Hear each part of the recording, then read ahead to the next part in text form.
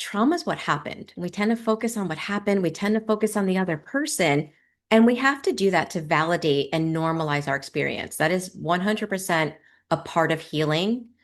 But in order to integrate and move past it, we have to look at what is still stuck inside of us because of what we went through. And our patterns are, they're like mirrors into what's happening. So let me see what we have. We have overwhelm, being tailgated. Right. So being tailgated is what happened. And this is where it's helpful when you guys put it in. What's the pattern that it wakes up in you? Right? That's the external action. What is that pattern? Is the pattern to go into flight? Is the pattern to like, this is the what happens in you? Rushing, overthinking. So thank you for asking that question. We all have more than one pattern, but we can only work on one at a time. Otherwise, we can overwhelm the body. So pick whichever one is in your life now that you're like, I mean, they might all be in your life, but which one feels manageable, not which one feels biggest. Okay, this is where we also work within our capacity. Okay, isolation. So yes or no, I don't want to go too fast. We are on a time crunch because we're doing this live. I only have a specific amount of time to do this. So as we go through the questions, it may be a little bit more fast for your nervous system, but that's why we record it. So at any point, just make a note in your journal, okay, I need to spend more time here. And then you can do this with the recording. Okay, we have emotional withdrawal, avoidance, great. So we're getting patterns, avoidance, great. Look at your pattern and ask yourself this question. And if you have any difficulty, let me know in the chat box. If you could be curious as to why your body does this strategy, what's the belief? In other words, the pattern is what's the tip of the iceberg, but there's so many different layers. So we tend to look at that tip of the iceberg and we try to change it without noticing all these layers. And then it feels like we're hitting a brick wall all the time. So we're kind of shining the light down into the belief that's running it. So I avoid because my body believes I am what? Or the world is what? I emotionally withdraw because my body believes, and I say my body because your mind may not agree, right? This is where healing takes place, is that our mind thinks one thing, our body thinks another. And so we want to help them to be on the same team. Or actually, they are on the same team. We want to help them to realize that because I have a lot of shame. So if I have shame, that means I am what? So we want the belief, and this is where you guys posting in the chat box is helpful because we can really work in a way that's most helpful for your subconscious mind. It should be an I am statement or the world. So it's something that you believe about yourself or the world. The world is only dangerous, right? And then what you believe about yourself is, and if the world is only dangerous, I'm not safe, right? So we have both what you believe about the world and what you believe about yourself. I am bad. Great. So now you guys have your beliefs and take a moment, right? Jot it down in your journal because this is going to help you. This is like when we have a child growing and we put them against the wall and we mark how tall they are. I know with my kids, I didn't notice their height until I put them against to check that last mark. Well, with our healing, we want to have these marks so we can be like, wow, I remember that. I feel so different now. So helpful. So jot that down. And after you do, take a moment to orient again to your space. Because when we have an unhealed belief and we notice it, it can activate the body. So notice that and notice that you're still here. You're still in this room. You're still with this beautiful group of people and no one's in your space. So really slowly glance around, noticing the colors, noticing the shapes, seeing what is most pleasant in your environment to look at. Just take it in for a moment. And again, we want to taste that sigh or that breath or notice that settling. Yes or no if your body's back. It's like, oh, whew, I felt that and I'm back. If it's not, you're going to want to orient some more. Continue to glance around. And then you tell me, because I'm going to move on once I get the yeses in the chat box. Definitely want to look away from the screen and just look at your environment. Feel the air on your skin. Notice the emotion. Maybe put some comfort for your body as you're orienting and orient. Like, oh, there's sadness and nothing's happening in my space. Feel your sit bones. Noticing the contact that your body's making, whether it's your back on the chair, the backs of your legs, your feet on the floor. Yes or no if you're back. Just knowing that, oh, I'm here. I'm in 2026. He says, yes, yes, yes. Beautiful. Okay. So I have about, I think, 15 questions that we're going to go through. Part of the process is also we're going to pendulate. We're also going to do a visualization. We're going to do a lot, right? But the purpose is to have the mind and the body together. The questions are to be answered as brief as possible.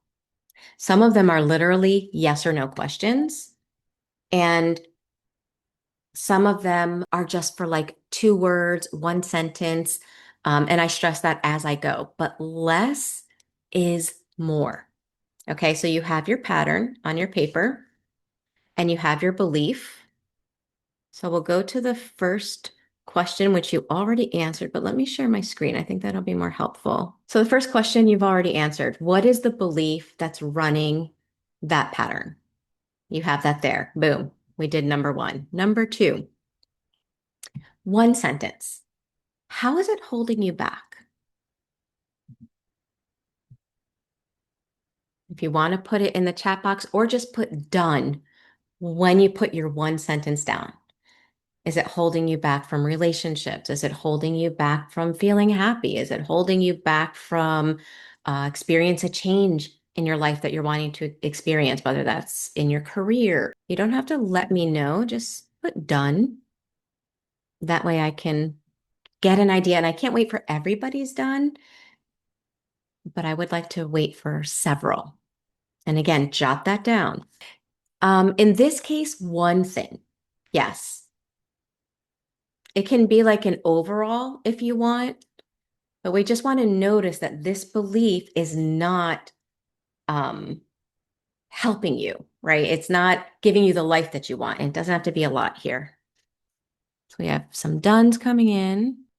What is your earliest memory of this belief being active in your life? Now, here's where you don't want a lot of detail. You might just put your age, where you were, and in 2 or 3 words, what happened. So it might be 9 years old in my living room watching my mom love my brothers and not me. Boom. It could be that brief.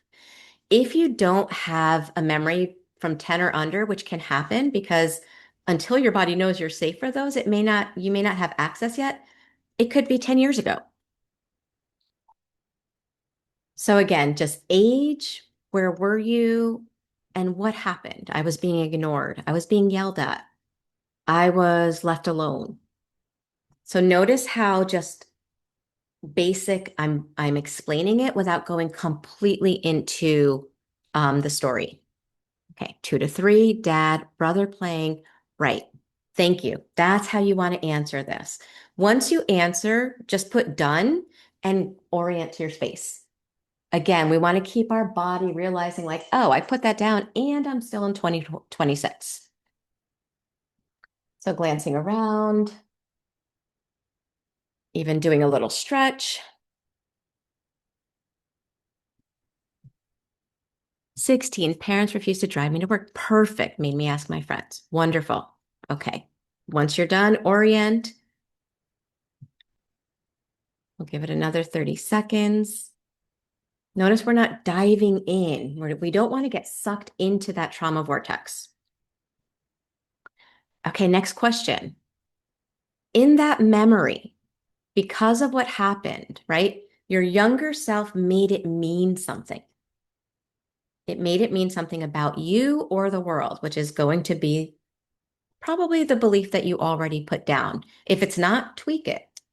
So, what did that 10-year-old, that 16-year-old, that 3-year-old, 2 to 3-year-old, what did they make it mean?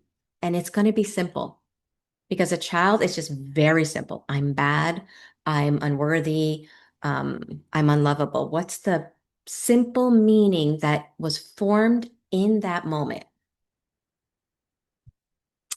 And you don't have to share, but you can. If you don't want to share, you can just put done.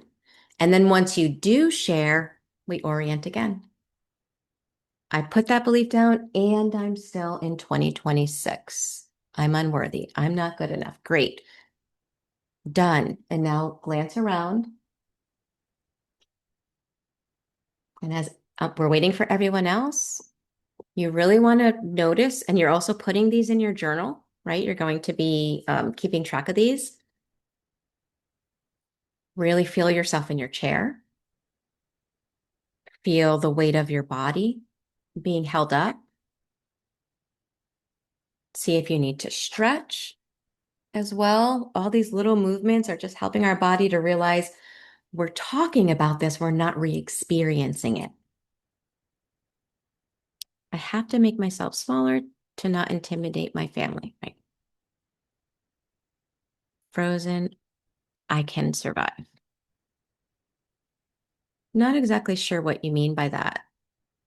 Oh, freeze is what helped you to survive? Just wanted to understand that. Is it possible to not know the meaning? Thank you for putting that in. This is why we're shining the light, because our meanings hide from us. They're a layer that if we never address them, we stay stuck in the pattern because the meaning is still there, right? It's like the leaky roof that you can't find the leak.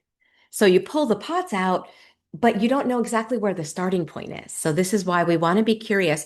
So you could ask yourself, when that happened, my younger self made that mean that I am what? Or what was I feeling? I was feeling angry. We're going to get to that too. Or sad. When I was sad because I thought that meant what? Right? You can try to kind of find it, but we need that I am statement. Okay, so I just wanted to give you guys a sneak peek into the work that we do live in the School of Transformation. I know that I cut off the rest of this workshop, but even in this small sneak peek, hopefully you will walk away with two things. You will walk away, one, with identifying a pattern that is running in your life that's keeping suffering alive. Patterns can be things like people pleasing, over explaining, rushing, anything that keeps you from feeling present in your body and confident. And it's so helpful to identify those patterns because oftentimes we get stuck remembering what happened to us. And obviously, we need to understand that we're not born with trauma. Something bad did happen to us, but that's only half of the healing. We have to understand that. We have to validate that. We have to put the blame and the shame where it belongs. And then we have to understand what's stuck in us because of what happened. So we shift our focus from what happened to us and into what is still stuck in us because of that. And then hopefully if you followed along with this beginning part of this workshop, you also have shined the light on the unconscious belief that is running that pattern. And our beliefs hide from us. And don't stop looking for the belief until it is an I am statement. For example, I remember when one of my patterns was going into helplessness when someone in my life would give me the silent treatment. So the external action was the silent treatment, and then my pattern was like collapse. I had no agency to handle that challenge. And so I had to find the belief, and in the beginning it hid from me. I would ask myself, well, why am I feeling so helpless? What am I making it mean? And the answer would come up, oh, he doesn't love me. He doesn't care. He treats others better than he treats me. And all of those were true, but they were not the belief that was flinging me into helplessness.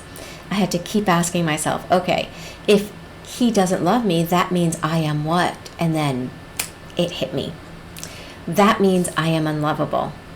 And my mind, when I uncovered that pattern, was like, what the heck are you talking about? Just because that person acts like that, you're going to make that mean you're unlovable? No. But you see, I couldn't step into that agency and that choice until I found the belief. So, again, with this little sneak peek, hopefully you identified a pattern, you uncovered the unconscious belief. We cannot heal consciously from an unconscious state. So consider this to be like a preview to what we do live in the School of Transformation or the YouTube membership. So if this is something that you're like, well, this is what's missing from my healing, come join an amazing group of people live on Zoom.